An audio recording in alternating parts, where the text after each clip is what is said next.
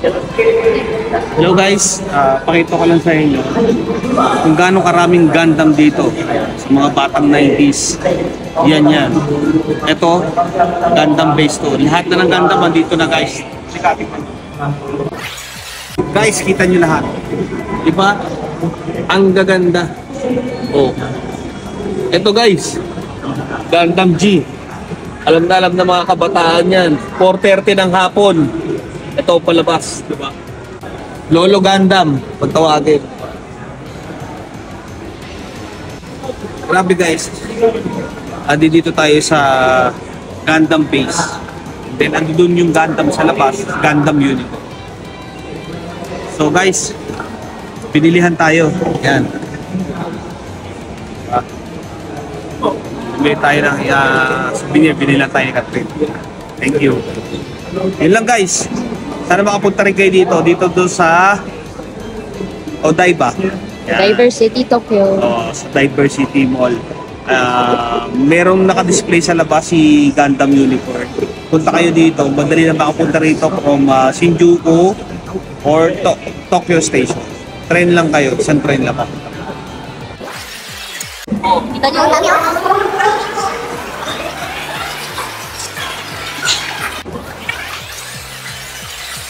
Kailangan guys, pag pupunta ka rito sa Japan, bili ka kahit isang Gundam. Tapos, pag sa susunod na punta mo dito ulit, bili ka ulit tayo isang Gundam. Ano ba yung hinahanap mo kasing Gundam talaga? Di ba ipakita natin sa kanila yung original? Yung hinahanap mong Gundam? Yung hinahanap Gundam ko talaga is, guys, alam nyo, tinatanong ko sila rito. Kung anong piling Gundam na. Ito Kung talaga available. Kung available itong Gundam na to. Itong Gundam na to guys. Yan.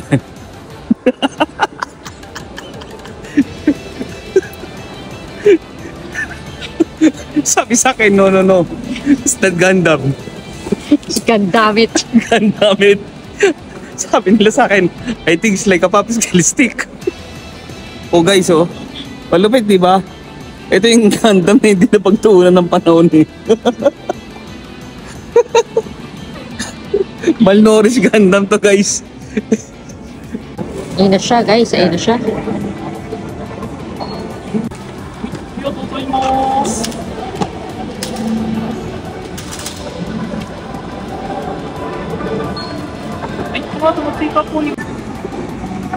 Guys, finally ito na. Bili na natin. So pinahanap ko sa kanila yung Gundam yun. Hindi nila talaga makakita talaga. Sabi niya, I think to another verse. Ayun lang.